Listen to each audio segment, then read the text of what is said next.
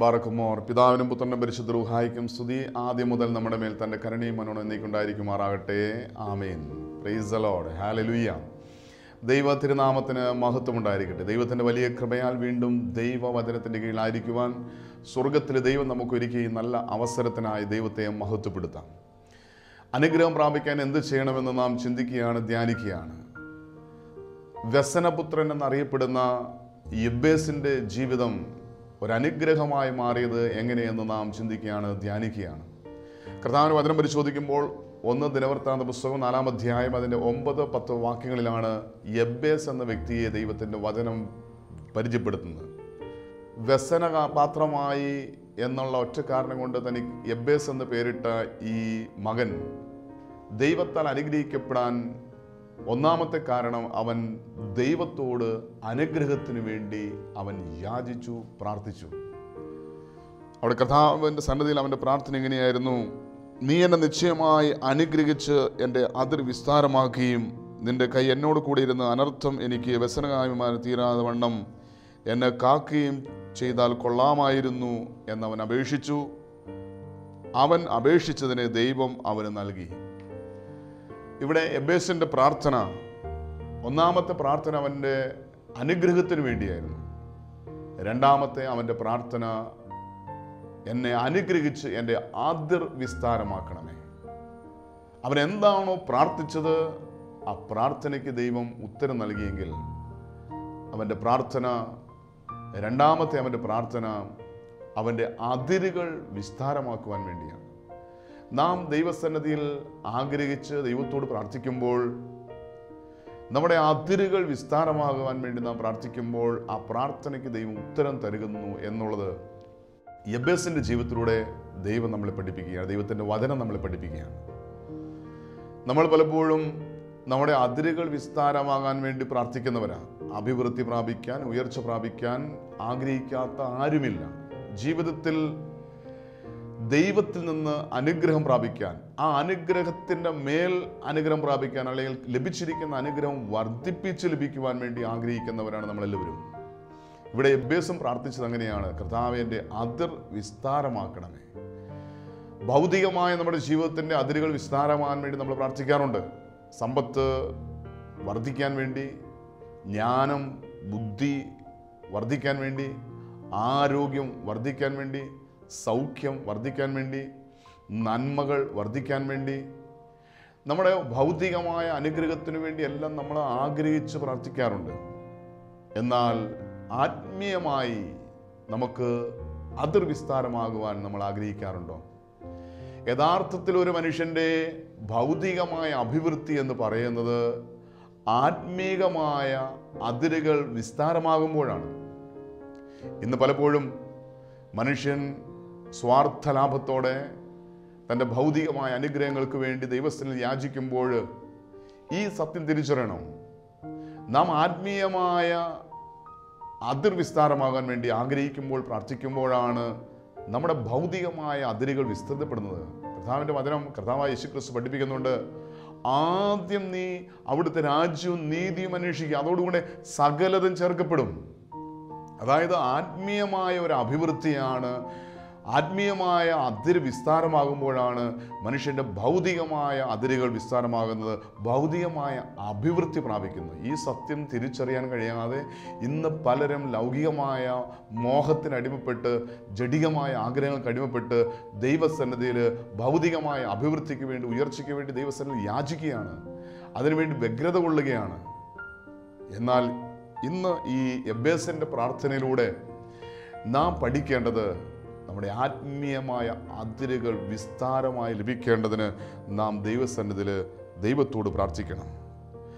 ആത്മീയമായ അതിരുകൾ വിസ്താരമാകുവാൻ വേണ്ടി നമ്മൾ ആഗ്രഹിച്ച് പ്രാർത്ഥിക്കേണ്ട ഒരു മേഖലയാണ് ദൈവത്തിൻ്റെ സന്നിധിയിൽ ക്രിസ്തുവിൻ്റെ സ്നേഹത്തിൻ്റെ അതിർ വിസ്താരമാകുവാൻ വേണ്ടി നമ്മൾ ദൈവസന്നിധി പ്രാർത്ഥിക്കണം. ദൈവവുമായുള്ള വ്യക്തിപരമായ ബന്ധത്തിൽ, സ്നേഹബന്ധത്തിൽ ദൈവത്തോടുള്ള സ്നേഹത്തിൻ്റെ അതിർ വിസ്താരമാകുവാൻ നമ്മൾ ആഗ്രഹിച്ച് ദാഹിച്ച് പ്രാർത്ഥിക്കണം. ഇന്ന് ദൈവത്തെ കൂടാതെ നാം എന്തിനെ സ്നേഹിക്കുന്നോ, എന്തിനെ നാം ആഗ്രഹിക്കുന്നോ അത് വിഗ്രഹമാണ്. ദൈവത്തെക്കാൾ ഉപരി എന്തിനെ സ്നേഹിക്കുന്നത് വിഗ്രഹമാണ് എങ്കിൽ ഇന്ന് മനുഷ്യൻ്റെ ഏറ്റവും വലിയ ബലഹീനത എന്ന് പറയുന്നത് ദൈവത്തെ ആർക്കും വേണ്ട. ദൈവത്തെ കൂടാതെ എന്തെല്ലാം സമ്പാദിച്ചാലും സമ്പാദിക്കുന്നതെല്ലാം വ്യർത്ഥമാണെന്ന് നാം തിരിച്ചറിയണം. കർത്താവായ യേശുക്രിസ്തു ചോദിക്കുന്നുണ്ട്, മൂഢ, നിന്റെ ജീവൻ നഷ്ടപ്പെട്ടാൽ നീ ഇന്ന് സമ്പാദിച്ചതെല്ലാം ആർക്കു വേണ്ടി, ആരനുഭവിക്കും? ഇന്ന് മനുഷ്യൻ്റെ ജീവിതത്തിൽ അവൻ ലൗകികമായി സമ്പാദിക്കുന്നത് അല്ലെങ്കിൽ ഭൗതികമായി സമ്പാദിക്കുന്നത് അവൻ അനുഭവിക്കാൻ കഴിയാത്തതിൻ്റെ കാരണം ഇന്ന് ഈ കർത്താവിനോടുകൂടെ അവൻ സമ്പാദിക്കാത്തതുകൊണ്ടാണ്. യേശുവിനോടുകൂടെ സമ്പാദിക്കാത്ത സമ്പത്തെല്ലാം നഷ്ടമാണെന്നുള്ള സത്യം നാം തിരിച്ചറിയണം. യേശുക്രിസ്തുവിൻ്റെ സ്നേഹത്തിൻ്റെ അതിർ വിസ്താരമാകണം. അതായത് എല്ലാറ്റിനേക്കാൾ ഉപരിയായി യേശുവിനോടൊരു വ്യക്തിപരമായ സ്നേഹമുണ്ടായിരിക്കണം. കർത്താവിൻ്റെ വചനം പരിശോധിക്കുമ്പോൾ എഫെസ്യ ലേഖനം 3-ാം അധ്യായം അതിൻ്റെ 18-19 വാക്യങ്ങൾ കർത്താവ് വചനം പറയുന്നുണ്ട്. നിങ്ങൾ സ്നേഹത്തിൽ വേരൂന്നി അടിസ്ഥാനപ്പെട്ടവരായി വീതിയും നീളവും ഉയരവും ആഴവും എന്ത് എന്ന് സകല വിശുദ്ധന്മാരോടുകൂടെ ഗ്രഹിപ്പാനും പരിജ്ഞാനത്തെ കവിയുന്ന ക്രിസ്തുവിൻ്റെ സ്നേഹത്തെ അറിയുവാനും പ്രാപ്തരാകുകയും ദൈവത്തിൻ്റെ എല്ലാ നിറവോളം നിറഞ്ഞു വരികയും വേണമെന്ന് കർത്താവിൻ്റെ അപ്പോസ്തലൻ പരിശുദ്ധനായ പൗലോസ് പ്രാർത്ഥിക്കുകയാണ്. അതായത് നിങ്ങൾ സ്നേഹത്തിൽ വേരൂന്നി കർത്താവായ യേശുക്രിസ്തുവിൻ്റെ സ്നേഹത്തിൽ വളരുവാൻ ദൈവത്തിൻ്റെ പരിശുദ്ധാത്മാവ് ആഗ്രഹിക്കുകയാണ്. ഇന്ന് നമ്മുടെ വ്യക്തിപരമായ ജീവിതം ദൈവവുമായുള്ള എത്രമാത്രം സ്നേഹത്തിലാണ്, സ്നേഹത്തിൻ്റെ അതിർ വിസ്തൃതമാകുന്നുണ്ടോ എന്ന് പരിശോധിക്കുക. കർത്താവായ യേശുക്രിസ്തുവിനുള്ള സ്നേഹം എത്ര വലുതാണോ അത്രമാത്രം നാം നമ്മുടെ വ്യക്തിപരമായ ജീവിതത്തിൽ അഭിവൃദ്ധി പ്രാപിക്കുകയാണെന്നുള്ള സത്യം തിരിച്ചറിയണം. കാരണം കർത്താവിൻ്റെ വചനം വ്യക്തമായിട്ട് പഠിപ്പിക്കുന്നുണ്ട്. റോമാലേഖനം 8-ാം അധ്യായം 32-ാം വാക്യത്തിൽ പറയുന്നു, പിതാവായ ദൈവം തൻ്റെ പുത്രനായ യേശുവിനെ ആദരിക്കാതെ നമുക്കെല്ലാവർക്കും വേണ്ടി ഏൽപ്പിച്ചു തന്നുവെങ്കിൽ അവനോടുകൂടെ സകലവും നൽകാതിരിക്കുമോ? നമ്മുടെ ഭൗതികമായ അതിർ വിസ്തൃതമാകുവാൻ നമ്മൾ ചെയ്യേണ്ടത് യേശുവിനെ നമ്മുടെ കർത്താവും ദൈവവുമായി നമ്മുടെ ഹൃദയത്തിലേക്ക് നാം സ്വീകരിക്കണം. യേശുവിനെ സ്വീകരിക്കുന്നതിലൂടെ യേശുക്രിസ്തു മുഖാന്തരം പിതാവായ ദൈവം സകല വാഗ്ദത്തങ്ങളും അനുഗ്രഹങ്ങളും നമുക്ക് ദാനമായി നൽകിയിരിക്കുകയാണ്. വചനം പറയുന്നു, പിതാവായ ദൈവം തൻ്റെ പുത്രനായ യേശുവിനെ ആദരിക്കാതെ നമുക്കെല്ലാവർക്കും വേണ്ടി ഏൽപ്പിച്ചു വന്നുവെങ്കിൽ അവനോടുകൂടെ, യേശുവിനോടുകൂടെ, യേശുക്രിസ്തുവിനെ വ്യക്തിപരമായി സ്നേഹിച്ച് യേശുവിനെ സ്വന്തമാക്കുന്നതിലൂടെ യേശുവുമായുള്ള വ്യക്തിപരമായ ബന്ധം അതിർ വിസ്തൃതമാകുന്നതിലൂടെ നമ്മുടെ ഭൗതികമായ അതിർ വിസ്തൃതമാകുകയാണ്. ഭൗതികമായ അഭിവൃദ്ധിയും ഉയർച്ചയും പ്രാപിക്കുകയാണ്. അതുകൊണ്ട് ഭൗതികമായ അഭിവൃദ്ധി പ്രാപിക്കാൻ, ഉയർച്ച പ്രാപിക്കാൻ, ആത്മീയമായി ഭൗതികമായി ഉയർച്ച പ്രാപിക്കാൻ, അതിർ വിസ്തൃതമാകുവാൻ യേശുക്രിസ്തുവുമായുള്ള ഒരു വ്യക്തിപരമായ ബന്ധം ഉണ്ടായിരിക്കണമെന്ന് ദൈവത്തിൻ്റെ വചനം നമ്മളെ പഠിപ്പിക്കുകയാണ്. വീണ്ടും കർത്താവിൻ്റെ വചനം പരിശോധിക്കുമ്പോൾ നമ്മുടെ അതിർ വിസ്തൃതമാകാൻ വേണ്ടി നമ്മൾ പ്രാർത്ഥിക്കുമ്പോൾ ഏത് അതിരാണ് വിസ്തൃതമാകേണ്ടത്? നമ്മുടെ പ്രാർത്ഥനയുടെ അതിർ വിസ്തൃതമാകണം. പലപ്പോഴും ഇന്ന് മനുഷ്യൻ്റെ പ്രാർത്ഥനയെല്ലാം സ്വാർത്ഥം നിറഞ്ഞതാണ്. ഞാൻ അനുഗ്രഹിക്കപ്പെടണം, എൻ്റെ കുടുംബം അനുഗ്രഹിക്കപ്പെടണം, എൻ്റെ മക്കൾ അനുഗ്രഹിക്കപ്പെടണം. ഇന്ന് നമ്മുടെ പ്രാർത്ഥനയിൽ തന്നെ സ്വാർത്ഥത കടന്നു വന്നിരിക്കുകയാണ്. ഇന്ന് പുറം ലോകത്തെക്കുറിച്ച് നമുക്കൊരു അറിവുമില്ല. എന്നാൽ ദാനിയേലിൻ്റെ ജീവിതത്തിലൂടെ ദൈവത്തിൻ്റെ പരിശുദ്ധാത്മാവ് നമ്മളെ പഠിപ്പിക്കുന്ന ഒരു കാര്യമുണ്ട്. ദാനിയേലിൻ്റെ പുസ്തകം 9-ാം അധ്യായം 3-ാം വാക്യം പരിശോധിക്കുമ്പോൾ, അപ്പോൾ ഞാൻ ഉപവസിച്ചും രട്ടെടുത്തും വെണ്ണീറിലിരുന്നും കൊണ്ട് പ്രാർത്ഥനയോടും യാചനയോടും കൂടെ അപേക്ഷിക്കേണ്ടതിന് ദൈവമായ കർത്താവിലേക്ക് മുഖം തിരിച്ചു. ദാനിയേലിൻ്റെ പ്രാർത്ഥന തൻ്റെ വ്യക്തിപരമായ ആവശ്യങ്ങൾക്ക്, നിയോഗങ്ങൾക്ക് വേണ്ടിയുള്ള പ്രാർത്ഥനയല്ല. ഇതാ നശിച്ചു പോകുന്ന ആത്മാക്കളെ കണ്ടുകൊണ്ട് ദൈവസന്നിധിയിൽ കണ്ണുനീരോടെ പ്രാർത്ഥിച്ച ദാനിയേലിൻ്റെ ജീവിതത്തെക്കുറിച്ചാണ് നമ്മളിപ്പോൾ കേട്ടത്. ഇതാ പ്രാർത്ഥിച്ചും ഉപവസിച്ചും കൊണ്ട് നശിച്ചു പോകുന്ന മറ്റുള്ളവർക്ക് വേണ്ടി പ്രാർത്ഥിക്കുന്ന ഒരു പ്രാർത്ഥന, സ്വാർത്ഥതയില്ലാത്ത നിസ്വാർത്ഥമായ പ്രാർത്ഥന. ഇന്ന് നമ്മുടെ പ്രാർത്ഥനയുടെ അതിർ എന്ന് പറയുന്നത് ഞാനും എൻ്റെ കുടുംബവും, എൻ്റെ മക്കളും, എൻ്റെ തലമുറ. അതിനപ്പുറമായിട്ട് നമ്മുടെ പ്രാർത്ഥന അതിർ വിസ്തൃതമാക്കിയിട്ടുണ്ടോ? പ്രാർത്ഥനയുടെ അതിർ വിസ്തൃതമാക്കിയിട്ടുണ്ടോ? വ്യക്തിപരമായി നമ്മൾ അനുഗ്രഹം പ്രാപിക്കാൻ നമ്മൾ ചെയ്യേണ്ട ഒരു പ്രാർത്ഥനയാണ് മറ്റുള്ളവർക്ക് വേണ്ടി പ്രാർത്ഥിക്കുക. ഇയ്യോബ് തൻ്റെ സ്നേഹിതന്മാർക്ക് വേണ്ടി പ്രാർത്ഥിച്ചപ്പോൾ ദൈവം അവൻ്റെ സ്ഥിതിക്ക് മാറ്റം വരുത്തി. നമ്മുടെ പ്രാർത്ഥന നമ്മുടേതായ സ്വാർത്ഥതയിൽ ഒതുങ്ങി നിൽക്കാതെ നമ്മൾ ഈ ലോകത്തിൽ കണ്ടിട്ടില്ലാത്ത, അറിഞ്ഞിട്ടില്ലാത്ത അനേകം പേർക്ക് വേണ്ടി പ്രാർത്ഥിക്കുമ്പോൾ, അനേകം വ്യക്തികളുടെ പേരെഴുതി വെച്ച് പ്രാർത്ഥിക്കുമ്പോൾ അവിടെ ദൈവം അത്ഭുതം പ്രവർത്തിക്കാൻ തുടങ്ങും. എൻ്റെ വ്യക്തിപരമായ ജീവിതത്തിൽ എനിക്ക് വ്യക്തിപരമായി പറയാൻ കഴിയുന്ന ഒരു അനുഭവമുണ്ട്. ഞാൻ മാനസാന്തരത്തിൻ്റെ അനുഭവത്തിൽ ആദ്യകാലങ്ങളിലും ഞാൻ ചെയ്തൊരു പ്രവൃത്തിയാണ്, എൻ്റെ അറിവിലും പരിചയത്തിലുമുള്ള ഓരോ വ്യക്തികളുടെ പേരെഴുതി വയ്ക്കും. എന്നിട്ട് അവർ അനുഗ്രഹിക്കപ്പെടുവാൻ, അവരുടെ മാനസാന്തരത്തിന് വേണ്ടി, അവരുടെ നിത്യജീവിത അനുഭവത്തിന് വേണ്ടി അവർക്ക് വേണ്ടി പ്രാർത്ഥിച്ചുകൊണ്ടിരിക്കും. ഇങ്ങനെ നൂറുകണക്കിനല്ല, ആയിരക്കണക്കിന് ആളുകളുടെ പേരെഴുതി വെച്ച് പല പേപ്പറിലായിട്ട് എഴുതി വെച്ച് രാത്രിയുടെ യാമങ്ങളിൽ ഓരോ ദിവസവും ഇരുന്ന് പ്രാർത്ഥിക്കുമായിരുന്നു. പ്രാർത്ഥിച്ച് ആരെങ്കിലും മാനസാന്തരപ്പെട്ടാൽ ദൈവാനുഭവത്തിൽ കടന്നു വന്നവരുടെ പേര് വെട്ടും. ഇങ്ങനെ അനേകം നൂറുകണക്കിന് ആളുകളുടെ പേരുകൾ വെട്ടുവാൻ ദൈവം എനിക്ക് കൃപ നൽകി. ഞാൻ വിശ്വസിക്കുന്നു, ഞാൻ എന്നു മുതലാണോ മറ്റുള്ളവർക്ക് വേണ്ടി പ്രാർത്ഥിക്കാൻ തുടങ്ങിയത്, ഞാൻ അറിയില്ല, അല്ലെങ്കിൽ ഞാൻ എന്നോട് പ്രാർത്ഥിക്കാൻ പറഞ്ഞിരിക്കുന്ന, അല്ലെങ്കിൽ എനിക്ക് അറിയാവുന്ന എൻ്റെ പരിചയത്തിലുള്ള അല്ലെങ്കിൽ മറ്റനേകം വ്യക്തികൾക്ക് വേണ്ടി അവരുടെ പേരുകൾ എഴുതി വെച്ച് അവർക്ക് വേണ്ടി പ്രാർത്ഥിക്കാൻ തുടങ്ങിയപ്പോൾ, മറ്റുള്ളവർക്ക് വേണ്ടി പ്രാർത്ഥിക്കാൻ തുടങ്ങിയപ്പോൾ ദൈവം എന്നെ വ്യക്തിപരമായി അനുഗ്രഹിക്കാൻ തുടങ്ങി. നമ്മുടെ അനുഗ്രഹത്തിൻ്റെ അതിർ വിസ്തൃതമാകുവാൻ നമ്മൾ ചെയ്യേണ്ട ഒരു പ്രവൃത്തിയാണ് മറ്റുള്ളവർക്ക് വേണ്ടി പ്രാർത്ഥിക്കുക. നമ്മുടെ സ്വാർത്ഥമായ പ്രാർത്ഥനകൾ ഉപേക്ഷിച്ച് മറ്റുള്ളവർക്ക് വേണ്ടി നമ്മൾ പ്രാർത്ഥിക്കുമ്പോൾ നമ്മുടെ പ്രാർത്ഥന സ്വർഗത്തിലെത്തും. ആ പ്രാർത്ഥനയ്ക്ക് ദൈവം മറുപടി നൽകും. ഇന്ന് നമ്മുടെ പ്രാർത്ഥന അതിർ വിസ്തൃതമായിട്ടുണ്ടോ എന്ന് പരിശോധിക്കുക. സ്വാർത്ഥത നിറഞ്ഞ പ്രാർത്ഥന ഉപേക്ഷിച്ച് മറ്റുള്ളവർക്ക് വേണ്ടി, വേദനിക്കുന്നവർക്ക് വേണ്ടി, രോഗികൾക്ക് വേണ്ടി, മാനസാന്തരം ആവശ്യമില്ല എന്ന് ധരിക്കുന്ന അനേകം പേർക്ക് വേണ്ടി, പ്രാർത്ഥിക്കാൻ ആരുമില്ലാത്തവർക്ക് വേണ്ടി, പാപത്തിൻ്റെ പടുകുഴിയിൽ കിടക്കുന്നവർക്ക് വേണ്ടി, നിത്യനരകത്തിലേക്ക് നടന്നു പോകുന്ന ഓരോ ആത്മാക്കൾക്കും വേണ്ടി ദൈവസന്നിധിയിൽ കണ്ണുനീരോടെ ഉപവസിച്ചും ദൈവം നൽകിയ അനുഗ്രഹങ്ങൾക്ക് നന്ദി പറഞ്ഞുകൊണ്ട് ദൈവത്തോട് പ്രാർത്ഥിക്കുന്നുവെങ്കിൽ, അതുപോലെ തന്നെ ജീവിതത്തിൽ വരുന്ന സഹനങ്ങൾ, വേദനകൾ അനുഗ്രഹമാക്കി മാറ്റുവാൻ, അത് മറ്റുള്ളവരുടെ ആത്മാവിൻ്റെ രക്ഷയ്ക്ക് വേണ്ടി കാഴ്ചയായി സമർപ്പിച്ചുകൊണ്ട് പ്രാർത്ഥിക്കുന്നുവെങ്കിൽ, നമ്മുടെ ജീവിതത്തിൽ വരുന്ന സഹനങ്ങൾ, രോഗങ്ങൾ, ദുഃഖങ്ങൾ, വേദനകൾ, കണ്ണുനീരുകളെല്ലാം ഇത് മറ്റ് ആത്മാക്കളുടെ രക്ഷയ്ക്ക് വേണ്ടി നിയോഗമായി ദൈവസ്ഥനിൽ സമർപ്പിച്ചുകൊണ്ട് മറ്റുള്ളവർക്ക് വേണ്ടി പ്രാർത്ഥിക്കുമ്പോൾ, നമ്മുടെ പ്രാർത്ഥന അതിർ വിസ്തൃതമാകുമ്പോൾ ദൈവം നമ്മെ വ്യക്തിപരമായി അനുഗ്രഹിച്ച് നമ്മുടെ അനുഗ്രഹത്തിൻ്റെ അതിർ വിസ്തൃതമാക്കുമെന്ന് ദൈവത്തിൻ്റെ വചനം വ്യക്തമായി വെളിപ്പെടുത്തുക. വീണ്ടും കർത്താവിൻ്റെ വചനം പരിശോധിക്കുമ്പോൾ നമ്മുടെ ആത്മീയമായ ജീവിതത്തിൽ അതിർ വിസ്തൃതമാകേണ്ട ഒരു മേഖലയാണ് ദൈവം നമ്മിൽ നിക്ഷേപിച്ചിരിക്കുന്ന ദൈവിക ശക്തി, ദൈവത്തിൻ്റെ ബലത്തിൻ്റെ അതിർ വിസ്തൃതമാകണം. അതായത് ദൈവിക ശക്തിയാൽ, ദൈവിക ദാനങ്ങളാൽ നമ്മൾ അഭിവൃദ്ധി പ്രാപിക്കണം. ഇന്ന് ഈ ലോകത്തിൽ ജീവിച്ചിരിക്കുന്ന ഏതൊരു വിശ്വാസിക്കും അവരുടെ ആത്മീയമായ ജീവിതത്തിൽ അതിർ വിസ്തൃതമാകേണ്ട ഒരു മേഖലയാണ് ദൈവത്തിൻ്റെ ശക്തിയാൽ നിറയപ്പെടേണ്ടത്. കർത്താവിന്റെ വചനം പരിശോധിക്കുമ്പോൾ എഫേസ്യ ലേഖനം 6-ാം അധ്യായം അതിൻ്റെ 10-ാം വാക്യത്തിൽ കർത്താവിന്റെ വചനം പറയുന്നുണ്ട്, ഒടുവിൽ കർത്താവിലും അവൻ്റെ അമിത ബലത്തിലും ശക്തിപ്പെടുവിൻ. അതായത് കർത്താവിൻ്റെ അമിത ബലത്തിൽ ശക്തിപ്പെടണം.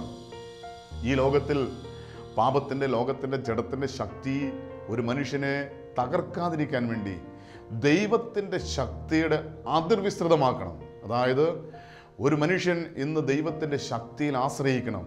അതായത് ദൈവത്തിൻ്റെ വചനത്തിൻ്റെ ശക്തി ഒരു വ്യക്തി തിരിച്ചറിഞ്ഞ് വചനത്തിൽ ആശ്രയിക്കണം.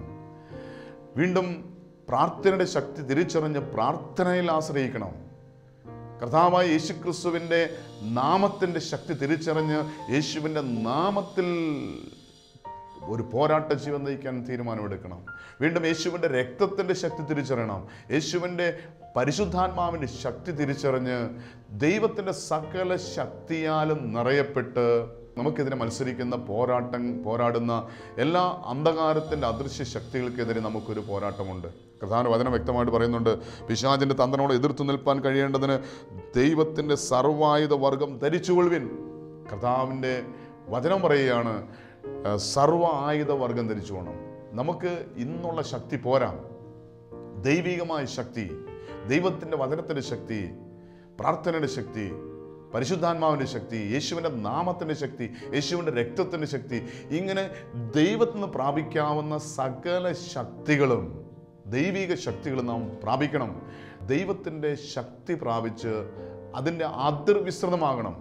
അതായത് ഇന്നത്തെ ശക്തി പോരാ, നാളത്തേക്ക് ഓരോ ദിവസവും കൂടുതൽ കൂടുതൽ ശക്തി പ്രാപിച്ച് നമുക്കെതിരെ മത്സരിക്കുന്ന പിശാചിൻ്റെ തന്ത്രങ്ങളോട് എതിർത്തു നിൽപ്പാൻ, പൈശാചിക ശക്തിയോട് മത്സരിക്കുവാൻ തക്കവണ്ണം അമിത ബലം പ്രാപിക്കണം, കൂടുതൽ ശക്തി പ്രാപിക്കണം. ദൈവത്തിൻ്റെ ശക്തിയുടെ അതിർ വിസ്തൃതമാകുവാൻ ദൈവത്തിൻ്റെ വചനം ആഹ്വാനം ചെയ്യുക. നമ്മുടെ ആത്മീയമായ ഭൗതികമായ അഭിവൃദ്ധിക്ക് വേണ്ടി ദൈവത്തിൻ്റെ ശക്തി നമ്മിൽ വർദ്ധിക്കണം. വീണ്ടും കർത്താവിന്റെ വചനം പരിശോധിക്കുമ്പോൾ ദൈവം നമുക്ക് നൽകുന്ന വരങ്ങളുടെ ശക്തി വർദ്ധിപ്പിക്കണം. അതായത് അതിർ വിസ്തൃതമാകണം. ദൈവിക വരങ്ങളുടെ അതിർ വിസ്തൃതമാകണം. അതിന് നാം ചെയ്യേണ്ടത് ദൈവത്തിൻ്റെ പരിശുദ്ധാത്മാവിൻ്റെ ശക്തിക്ക് വേണ്ടി, അഭിഷേകത്തിന് വേണ്ടി ദാഹിച്ച് പ്രാർത്ഥിക്കണം. ഇവിടെ പഴയ നിയമത്തിൽ നമുക്കൊരു വ്യക്തിയെ പരിചയപ്പെടാം, എലീശ പ്രവാചകൻ. എലീശ പ്രവാചകൻ ഏലിയാവിനോട് ചോദിച്ചത് ഒരൊറ്റ ചോദ്യമാണ്, അവിടുത്തെ ആത്മാവിൻ്റെ ഇരട്ടി പങ്ക് എൻ്റെ മേൽ വരുമാറാകട്ടെ. കർത്താവിന്റെ വചനം പരിശോധിക്കുമ്പോൾ 2 രാജാക്കന്മാർ 2-ാം അധ്യായം അതിൻ്റെ 9-ാം വാക്യത്തിൽ, അവർ അക്കരെ കടന്ന ശേഷം ഏലിയാവ് എലീശയോട്, ഞാൻ നിങ്ങൾ നിന്ന് എടുത്തുകൊള്ളപ്പെടും മുമ്പ് ഞാൻ നിനക്ക് എന്ത് ചെയ്തു തരണം ചോദിച്ചുകൊള്ളുക എന്ന് പറഞ്ഞു. അതിന് ഏലീശ, നിന്റെ ആത്മാവിൻ്റെ ഇരട്ടി പങ്ക് എൻ്റെ മേൽ വരുമാറാകട്ടെ എന്ന് പറഞ്ഞു. എലീശ ആഗ്രഹിച്ച ഒരൊറ്റ കാര്യമാണ്, ഏലിയാവിൻ്റെ ആത്മാവിൻ്റെ ഇരട്ടി പങ്ക് സ്വന്തമാക്കുക. നമ്മുടെ വ്യക്തിപരമായ ജീവിതത്തിൽ പരിശുദ്ധാത്മാവിൻ്റെ ശക്തിയും അഭിഷേകവും കൃപാവരങ്ങളും അനവധിയായി ലഭിക്കുവാൻ നാം ആഗ്രഹിക്കണം.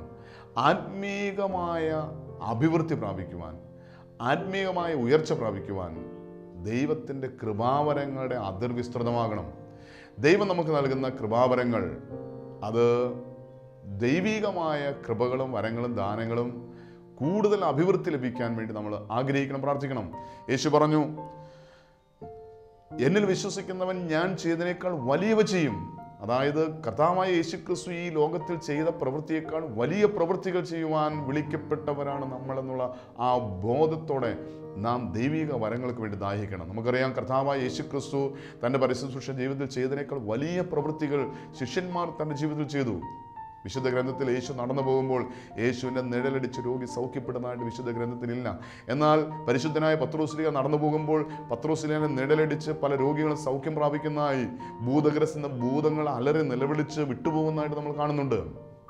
യേശു ചെയ്യുന്നതിനേക്കാൾ വലിയ പ്രവൃത്തികൾ ചെയ്യുവാൻ വിളിക്കപ്പെട്ടവരാണ് നമ്മൾ.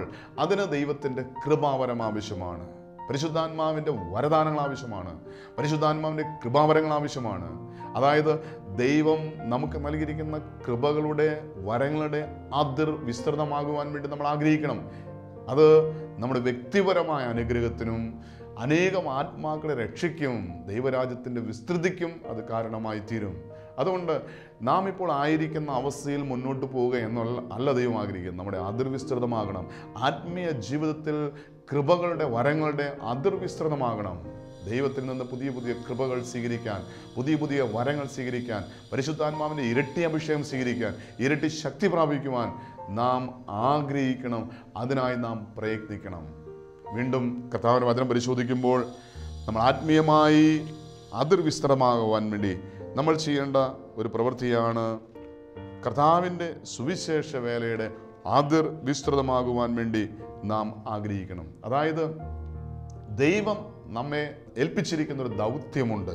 കർത്താവിൻ്റെ വചനം അപ്പോസ്തല പ്രവൃത്തികൾ 1-ാം അധ്യായം അതിൻ്റെ 8-ാം വാക്യം പരിശോധിക്കുമ്പോൾ കർത്താവായ യേശുക്രിസ്തു അവസാനമായി ശിഷ്യന്മാരെ ഏൽപ്പിച്ചൊരു ദൗത്യമാണ്, പരിശുദ്ധാത്മാവ് നിങ്ങളുടെ മേൽ വരുമ്പോൾ നിങ്ങൾ ശക്തി ലഭിച്ചിട്ട് യെരുശലേമിലും യഹൂദിയായാലും എല്ലായിടത്തും ശമരിയായാലും ഭൂമിയുടെ അറ്റത്തോളം എൻ്റെ സാക്ഷികൾ ആകുമെന്ന് പറഞ്ഞു. അതായത് ഞാൻ കർത്താവായ യേശുക്രിസ്തുവിനെ അറിഞ്ഞു, ഞാൻ മാനസാന്തരപ്പെട്ടു, ഞാൻ ദൈവാനുഭവത്തിലായി, ഞാൻ രക്ഷയുടെ അനുഭവത്തിലായി, ഞാൻ ഇന്ന് കർത്താവായ യേശുക്രിസ്തുവിൻ്റെ നിത്യ ജീവിതത്തിലേക്ക് വിളിച്ചു വേർതിരിക്കപ്പെട്ട വ്യക്തിയാണ്.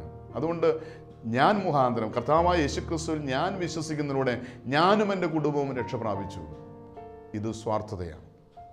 ഇന്ന് ഈ സ്വാർത്ഥത മാറി എന്നെ വീണ്ടെടുത്ത എൻ്റെ കർത്താവിൻ്റെ സ്നേഹം, ഈ കർത്താവിൻ്റെ സാന്നിധ്യം, ഈ ദൈവരാജ്യത്തിലെ ആ പരിശുദ്ധാത്മാവിനുള്ള സന്തോഷവും സമാധാനവും നശിച്ചു പോകുന്ന അനേകം ആത്മാക്കൾ അറിയണം, അനുഭവിക്കണമെന്നൊരു വലിയൊരു ആഗ്രഹം നമ്മുടെ ഹൃദയത്തിലുണ്ടാകണം. അതായത് കർത്താവിന്റെ വചനം പറയുകയാണ്, നിങ്ങൾ പരിശുദ്ധാത്മാവ് നിങ്ങളുടെ മേൽ വരുമ്പോൾ നിങ്ങൾ ശക്തി ലഭിച്ചിട്ട് നിങ്ങൾ യെരൂശലേമിലും യഹൂദയിലും എല്ലായിടത്തും ശമര്യയിലും ഭൂമിയുടെ അറ്റത്തോളം എൻ്റെ സാക്ഷികൾ ആകണം എന്ന് കർത്താവ് അരുളിച്ചെയ്യുകയാണ്. അതായത് കർത്താവിൽ നിന്ന് ശക്തി പ്രാപിച്ച് പരിശുദ്ധാത്മാവിൻ്റെ കൃപാവരങ്ങൾ സ്വീകരിച്ച് പരിശുദ്ധാത്മാവിൻ്റെ അഭിഷേകം സ്വീകരിച്ച് ഇരട്ടി അഭിഷേകം ശക്തി പ്രാപിച്ച് ആദ്യം നമ്മൾ യെരൂശലേമിൽ കർത്താവിന് സാക്ഷിയാണ്. യെരൂശലേം എന്ന് പറയുന്നത് സ്വന്തം ദേശത്ത്, നാം ആയിരിക്കുന്ന ദേശത്ത്, ഇടവകയിൽ, സഭയിൽ നാം സാക്ഷികളാകണം, കർത്താവിൻ്റെ സാക്ഷിയാകണം. ഞാൻ മുഖാന്തരം മറ്റുള്ളവർ യേശുവിനെ അറിയണം. എൻ്റെ കുടുംബത്തിൽ ഞാൻ മുഖാന്തരം യേശുവിനെ മറ്റുള്ളവർ അറിയണം. എൻ്റെ ദേശത്ത് ഇടവകയിൽ ഞാൻ മുഖാന്തരം മറ്റുള്ളവർ യേശുവിനെ അറിയണം. എൻ്റെ സഭയിൽ ഞാൻ മുഖാന്തരം മറ്റുള്ളവർ യേശുവിനെ അറിയണം. അതായത് യെരൂശലേമിൽ കർത്താവിൻ്റെ സാക്ഷിയായി കർത്താവിൻ്റെ വേല ചെയ്യുവാൻ വിളിക്കപ്പെട്ടവരാണ് നമ്മൾ. വീണ്ടും കർത്താവിൻ്റെ വചനം പറയുന്നു, യഹൂദിയിൽ, അതായത് ദേശത്തിനപ്പുറത്ത്, നിന്റെ ദേശം വിട്ട് മറ്റു ദേശങ്ങളിൽ, മറ്റു സഭകളിൽ, മറ്റു സമൂഹത്തിൽ, മറ്റു മതങ്ങളിൽ നീ കർത്താവിൻ്റെ സാക്ഷിയായി തീരണം. വീണ്ടും ശമരിയായിൽ, ശമരിയ എന്ന് പറഞ്ഞാൽ യേശുവിനെ കുറിച്ച് ഒരിക്കൽ പോലും കേട്ടിട്ടില്ലാത്ത വിജാതിരുടെ മധ്യത്തിൽ നീ കർത്താവിന് സാക്ഷിയായി മാറണം. വീണ്ടും വചനം പറയുകയാണ്, ഭൂമിയുടെ അറ്റത്തോളം കർത്താവിൻ്റെ സാക്ഷിയാകണം. അതായത് ലോകം മുഴുവൻ സുവിശേഷം അറിയിക്കുവാൻ, കർത്താവിൻ്റെ വേല ചെയ്യുവാൻ, സുവിശേഷ വേല ചെയ്യുവാൻ, സുവിശേഷ വേലയുടെ അതിർവിസ്തൃതമാകുവാൻ ദൈവം വിളിച്ച് വേർതിരിച്ചിരിക്കുന്ന ഒരു വ്യക്തിയാണ് ഞാൻ എന്നുള്ള വലിയ ബോധ്യത്തോടെ കർത്താവിന് വേണ്ടി നിൽക്കുവാൻ, കർത്താവിന് വേണ്ടി ഓടുവാൻ, കർത്താവിൻ്റെ ശുശ്രൂഷ ചെയ്യുവാൻ വിളിക്കപ്പെട്ടവരാണ് നമ്മൾ. ഈ സത്യം തിരിച്ചറിയണം. ഇന്ന് ഭൗതികമായ അതിർ വിസ്തൃതമാക്കുവാൻ വേണ്ടി ആഗ്രഹിക്കുകയും പ്രാർത്ഥിക്കുകയും അതിനുവേണ്ടി എന്തും ചെയ്യാൻ മടിയില്ലാത്ത ഒരു സമൂഹമായി നാം മാറുമ്പോൾ ശ്രദ്ധിക്കുക, ഈ ഭൗതികമായ അഭിവൃദ്ധിക്ക് വേണ്ടി നാം ചെയ്യേണ്ട ഒന്നാണ് ആത്മീയമായ അതിരുകൾ വിസ്തൃതമാകണം. നമ്മുടെ ആത്മീയ ജീവിതത്തിൽ അതിർ വിസ്തൃതമാകണം. നമ്മുടെ ദൈവരാജ്യത്തിൻ്റെ അതിർ വിസ്തൃതമാകണം. ദൈവരാജ്യത്തിന് അതിർ വിസ്തൃതമാകുവാൻ, ആത്മീയ ജീവിതത്തിന് അതിർ വിസ്തൃതമാകുവാൻ നമ്മൾ ചെയ്യേണ്ട പ്രവൃത്തികളാണ് ദൈവത്തിൻ്റെ പരിശുദ്ധാത്മാവ് നമുക്ക് വെളിപ്പെടുത്തുന്നത്. ഒന്ന്, നാം യേശുക്രിസ്തുവിൻ്റെ സ്നേഹത്തിൽ അതിർ വിസ്തൃതമാകണം. യേശുക്രിസ്തുവുമായുള്ള വ്യക്തിപരമായ ബന്ധത്തിൻ്റെ അതിർ വിസ്തൃതമാകണം. രണ്ട്, പ്രാർത്ഥനയുടെ അതിർ വിസ്തൃതമാകണം. മൂന്ന്, നാം കണ്ടു കർത്താവായ യേശുക്രിസ്തു മുഖാന്തരം നാം ശക്തി പ്രാപിക്കണം. ആ ശക്തിയുടെ അതിർ വിസ്തൃതമാകണം. ഇന്നുള്ള ശക്തി പോരാ നാളെ ജീവിക്കാൻ. ഈ ലോകം പാപം നിറഞ്ഞാണ്, പിശാചിൻ്റെ ആധിപത്യം നിറഞ്ഞതാണ്. ഓരോ ദിവസം ചെല്ലുന്തോറും പിശാച് അവൻ്റെ ശക്തി വർദ്ധിപ്പിച്ചുകൊണ്ടിരിക്കുക. അതുകൊണ്ട് ദൈവത്തിൻ്റെ അമിതമായ ബലം, അമിത ശക്തിയിൽ നാം ശക്തി പ്രാപിക്കണം. നമ്മുടെ അതിർവിസ്തൃതമാണ്. ആത്മീയ ജീവിതത്തിൽ ശക്തി പ്രാപിക്കേണ്ട അതിർവിസ്തൃതമാക്കണം. വീണ്ടും നമ്മൾ കണ്ടു ദൈവത്തിൻ്റെ കൃപാവരങ്ങളുടെ അതിർവിസ്തൃതമാക്കണം. പരിശുദ്ധാത്മാവിൻ്റെ അഭിഷേകത്തിൻ്റെ അതിർവിസ്തൃതമാകണം. ദൈവം നമുക്ക് നൽകിയ അഭിഷേകം, ഇന്നലത്തെ അഭിഷേകം പോരാ, ഇന്നത്തെ അഭിഷേകം പോരാ, നാളെ കർത്താവിൻ്റെ അഭിഷേകത്തിൻ്റെ ശക്തിയാൽ നാം നയിക്കപ്പെടണം. ദൈവരാജ്യത്തിൻ്റെ ശുശ്രൂഷകരായി തീരുവാൻ ദൈവം നമ്മളെ വിളിച്ചു വേർതിരിച്ചിരിക്കുകയാണ്. ആ സുവിശേഷ വേലയുടെ ദൈവരാജ്യത്തിൻ്റെ അതിർ വിസ്തൃതമാകുവാൻ വിളിക്കപ്പെട്ടവരാണ് നമ്മൾ. ഇന്ന് ആത്മീയമായ അതിർ വിസ്തൃതമാകുവാൻ എന്തുമാത്രം പ്രവർത്തിക്കാറുണ്ട് എന്ന് സ്വയം ഒന്ന് ആത്മശോധന ചെയ്യണം. എന്നിട്ട് തീരുമാനമെടുക്കണം. എൻ്റെ ജീവിതം, എൻ്റെ പ്രവൃത്തികൾ, എൻ്റെ പ്രാർത്ഥന, എൻ്റെ വിശ്വാസ ജീവിതം ദൈവരാജ്യത്തിൻ്റെ അതിർ വിസ്തൃതമാകുവാൻ മുഖാന്തരമായി തീരണം. കർത്താവിൻ്റെ രാജ്യം പണിയപ്പെടുവാൻ നെഹമ്യ ദൈവസന്നിധിയിൽ ഇടിഞ്ഞു കിടക്കുന്ന ആലയം, മതിലുകൾ പണിതുയർത്തുവാൻ വേണ്ടി ഇറങ്ങിത്തിരിച്ചതുപോലെ നമ്മുടെ വ്യക്തിപരമായ ജീവിതം ദൈവരാജ്യത്തിൻ്റെ അതിർവിസ്തൃതമാകുവാൻ, ദൈവത്തിൻ്റെ സ്നേഹത്തിൻ്റെ അതിർവിസ്തൃതമാകുവാൻ നമുക്ക് ആഗ്രഹിക്കാം, പ്രാർത്ഥിക്കാം. അത് മുഖാന്തരം നമ്മുടെ ഭൗതികമായ അതിരുകൾ വിസ്തൃതമാകുവാൻ നമുക്ക് ആഗ്രഹിക്കാം, പ്രാർത്ഥിക്കാം. യബ്ബേസ് പ്രാർത്ഥിച്ചു, കർത്താവേ, നീ എന്നെ നിശ്ചയമായും അനുഗ്രഹിച്ച് എൻ്റെ അതിർ വിസ്തൃതമാക്കണമേ. ദൈവം നമുക്ക് നൽകുന്ന അനുഗ്രഹത്തിൻ്റെ അതിർ വിസ്തൃതമാകുവാൻ, ആത്മീയമായ ജീവിതത്തിൽ അഭിവൃദ്ധി പ്രാപിക്കുവാൻ നമുക്ക് നമ്മെ തന്നെ സമർപ്പിച്ചുകൊണ്ട് ആഗ്രഹിച്ചുകൊണ്ട് പ്രാർത്ഥിക്കാം. കണ്ണുകളടയ്ക്കാം. ഞങ്ങൾ അത്യധികമായി സ്നേഹിക്കുന്ന ഞങ്ങളുടെ സ്വർഗീയ പിതാവാൻ നല്ല ദൈവമേ, യബ്ബേസിൻ്റെ പ്രാർത്ഥന, കർത്താവെ എൻ്റെ അതിർ വിസ്തൃതമാക്കണമേ എന്നുള്ള പ്രാർത്ഥന ഞങ്ങളുടെ വ്യക്തിപരമായ ജീവിതവുമായി ബന്ധപ്പെട്ട് ഞങ്ങൾ ചിന്തിക്കുകയും ധ്യാനിക്കുകയും ചെയ്തു. കർത്താവെ, ഞങ്ങൾ പലപ്പോഴും സ്വാർത്ഥരാണ്. ഞാൻ, എൻ്റെ കുടുംബം, എൻ്റെ മക്കൾ, എൻ്റെ തലമുറ, ഞങ്ങൾ അനുഗ്രഹിക്കപ്പെടണം, ഞാനും എൻ്റെ കുടുംബം അനുഗ്രഹിക്കപ്പെടണം എന്നുള്ള സ്വാർത്ഥത വിട്ടുമാറി കർത്താവെ, നശിച്ചു പോകുന്ന അനേകം ആത്മാക്കൾ, കോടിക്കണക്കിന് ആത്മാക്കൾ ദൈവസ്നേഹം അനുഭവിച്ച് ദൈവകൃപയിൽ വളർന്ന് ദൈവരാജ്യത്തിന് അംഗങ്ങളായി കർത്താവ് ലോകത്തിൻ്റെ അതിർത്തികൾ വരെയും ദൈവരാജ്യം അതിർത്തികൾ വിസ്തൃതമാകുവാൻ തക്കവണ്ണം ആത്മീയമായ അഭിവൃദ്ധി പ്രാപിക്കുവാൻ, ഉയർച്ച പ്രാപിക്കുവാൻ വ്യക്തിപരമായി ഞങ്ങളെ അനുഗ്രഹിക്കണം. ഞങ്ങൾ മുഖാന്തരം ദൈവരാജ്യത്തിൻ്റെ അതിർവിസ്തൃതമാകുവാൻ ഞങ്ങളെ ശക്തീകരിക്കണം, ഞങ്ങളെ ബലപ്പെടുത്തണം. ഞങ്ങൾക്ക് ദൈവസ്നേഹത്തിൻ്റെ ആഴം നൽകി കർത്താവെ ഞങ്ങളെ അനുഗ്രഹിക്കണം. പ്രാർത്ഥനയുടെ ശക്തി നൽകി ഞങ്ങളെ അനുഗ്രഹിക്കണം. കർത്താവെ, ഞങ്ങൾക്ക് എല്ലാ കൃപാവരങ്ങളാലും എല്ലാ ആത്മീക ശക്തിയാലും അഭിവൃദ്ധി നൽകി ഞങ്ങളെ ഉയർച്ച നൽകി അനുഗ്രഹിക്കണം. കർത്താവ്, ദൈവരാജ്യത്തിൻ്റെ ശുശ്രൂഷകരായി തീരുവാൻ തക്കവണ്ണം ഞങ്ങൾക്ക് ദൈവരാജ്യത്തിൻ്റെ അതിർവിസ്തൃതമാക്കുവാൻ തക്കവണ്ണം ഞങ്ങളെ അഭിഷേകം ചെയ്യണം. ഈ വചനം കേൾക്കുന്ന എല്ലാവരെയും ഭൗതികമായി ആത്മീയമായി അവരുടെ അതിരുകൾ വിസ്തൃതമായി തീരുവാൻ, അത് മുഖാന്തരമായി ദൈവം സന്തോഷിക്കുവാൻ, ദൈവരാജ്യം വിസ്തൃതമാകുവാൻ, നരകം കൊള്ളയടിക്കുവാൻ, സ്വർഗം നിറയ്ക്കുവാൻ കർത്താവെ ഞങ്ങളെ ഉപയോഗിക്കുമാറാകണമെന്ന് ഞങ്ങൾ നിന്നോട് പ്രാർത്ഥിക്കുകയാണ്. പിതാവെ, പ്രാർത്ഥനയുടെ ഇടവയ്ക്കായി സ്തോത്രം. പരിശുദ്ധ അമ്മേ ദൈവമാതാവേ, ഞങ്ങൾക്ക് വേണ്ടി പ്രാർത്ഥിക്കണമേ. സകല ശുദ്ധിമാന്മാരെ, ശുദ്ധിമതികളെ ഞങ്ങൾക്ക് വേണ്ടി പ്രാർത്ഥിക്കണമേ. എല്ലാം ഞങ്ങൾക്ക് വേണ്ടി ക്രൂശിൽ മരിച്ച് മരണത്തെ ജയിച്ച് ഉയർത്തെഴുന്നേറ്റ് ഇന്നും ജീവിക്കുന്ന ഞങ്ങളുടെ കർത്താവ്, ഞങ്ങളുടെ ദൈവവുമായ യേശുവിൻ്റെ അതിപരിശുദ്ധമായ നാമത്തിൽ തന്നെ ആമേൻ.